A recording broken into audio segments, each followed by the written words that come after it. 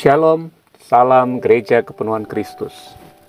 Kita akan sama-sama merenungkan firman Tuhan dalam Roma pasalnya yang ke-8, ayatnya yang pertama dan ayatnya yang kedua.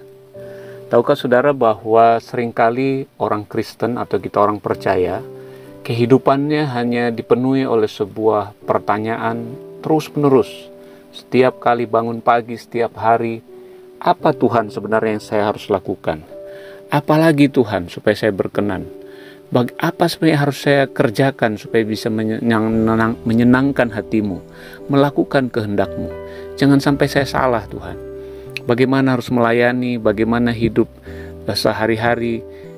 Itu terus pertanyaan yang timbul di kepala kita, timbul dalam hati kita, dan itu yang membuat kita mendekati firman Tuhan dengan pertanyaan-pertanyaan seperti itu. Jadi akhirnya firman Tuhan seperti buku petunjuk atau manual book apa yang harus kita kerjakan. Nah, apakah demikian saudara? Mari kita lihat di dalam Roma 8 ayat yang pertama dikatakan, demikianlah sekarang tidak ada penghukuman bagi mereka yang ada di dalam Kristus Yesus. Nah, dari ayat ini saudara jelas sekali membedakan, sangat kontras antara orang yang di dalam Kristus Yesus dan yang di luar Kristus Yesus. Maksudnya apa? Perbedaan yang begitu nyata, nasibnya begitu berbeda kalau orang yang sudah percaya dan yang belum percaya. Kita yang sudah lahir baru dan mereka yang belum lahir baru karena menolak, tidak mau percaya kepada Yesus. Kalau kita sudah di dalam Kristus, waktu kita percaya Yesus, maka ayat ini berkata, gak ada penghukuman lagi. Artinya saudara, Tuhan tidak mungkin lagi marah sama kita. Tuhan tidak mungkin lagi menghukum kita. Tuhan tidak akan pernah lagi emosi, melempar kita ke neraka. Itu tidak akan pernah bisa terjadi lagi. Berbeda dengan kalau orang yang masih di luar Kristus Yesus. Ya karena mereka menolak pengampunan di dalam Kristus. Mereka menolak kasih Allah yang begitu besar, sehingga yang mengaruniakan anaknya yang tunggal, supaya setiap orang yang percaya tidak binasa. Tapi mereka menolak itu.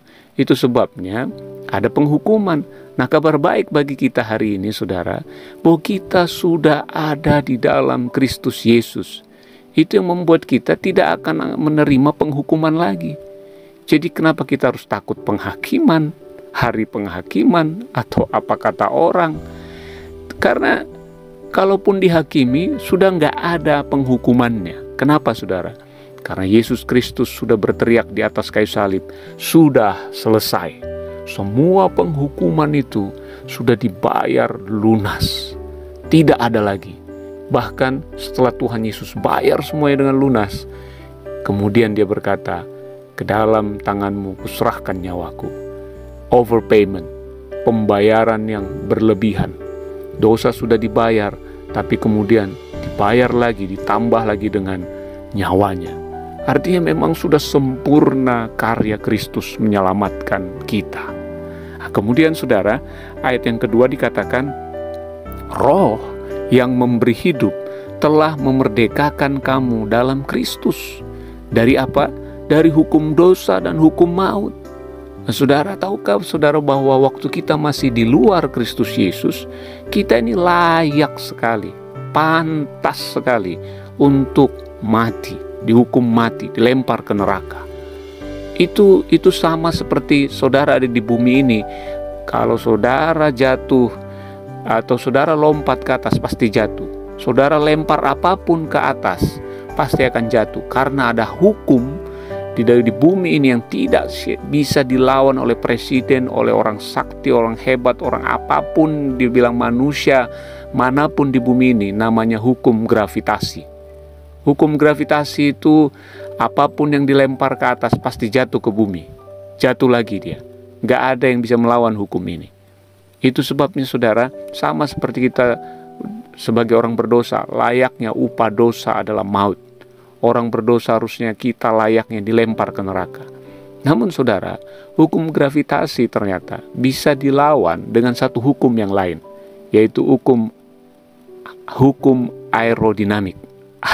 Itu yang membuat pesawat bisa terbang. Itu yang membuat pesawat naik ke atas udara, tapi tetap bisa bertahan di atas udara dengan hukum aerodinamik.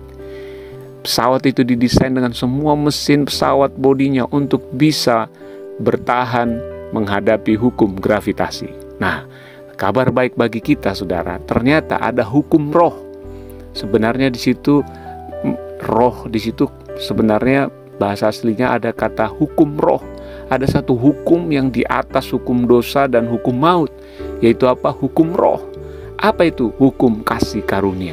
Waktu kita di dalam Kristus Yesus, itu sama artinya kita di dalam hukum kasih karunia, maka kita tidak lagi terkena hukum dosa dan hukum maut. Ini hukum yang jauh lebih hebat dan lebih kuat. Haleluya. Hari ini kita belajar satu kebenaran, satu fakta, satu hal yang tidak bisa kita lupakan, yang membuat kita harusnya menjalani kehidupan kita dengan berbeda. Hei, engkau sudah ada di dalam Kristus Yesus. Engkau sudah ciptaan baru. Engkau sudah anak Allah. Engkau sudah menjadi anak-anak terang. Karena itu, engkau tidak perlu takut apalagi yang kau harus. Engkau hanya perlu mengekspresikan sesuatu yang sudah Allah kerjakan di dalammu. Apa yang sudah Yesus kerjakan bagimu di kayu salib, dan apa yang Yesus mau kerjakan lagi berikutnya ke depan. Kekristenan bukan mencontoh Yesus supaya kita ikuti teladannya, apa gerak-gerik Yesus kita ikuti. Kekristenan yang sejati adalah kita mengizinkan, kita bersehati, bersepakat dengan Kristus untuk Dia hidup melalui kita, di dalam kita, mengerjakan sesuatu melalui kita, lewat hidup kita. Dia mau bergerak, Dia mau hidup di dalam kita, karena Kristus adalah hidup kita. Setiap hari ketika kita bangun, harusnya kita berkata, apa yang kau mau kerjakan Tuhan?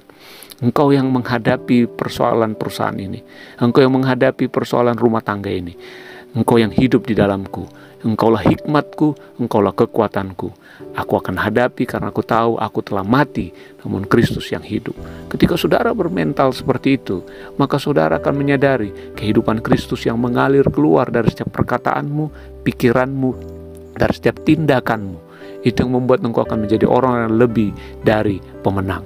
Ketika engkau menghadapi anak yang sakit, lihatlah Kristus yang menjadi kesembuhan untuk anakmu.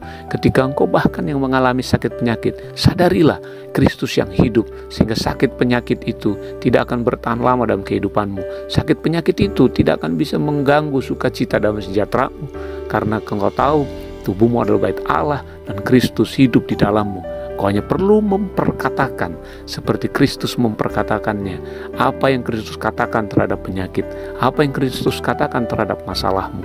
Engkau menjadi sadar Kristus setiap hari, sadar hukum roh, sadar akan di mana alammu engkau hidup hari ini. Engkau ada di dalam Kristus Yesus. Itu kebenaran yang tidak bisa dibantah. Itu kebenaran yang tidak bisa dibatalkan oleh apapun.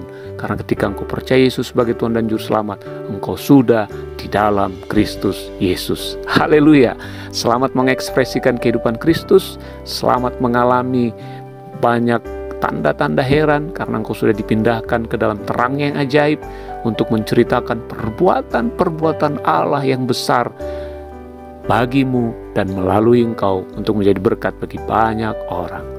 Salam Gereja Kepenuhan Kristus. Tuhan Yesus memberkati.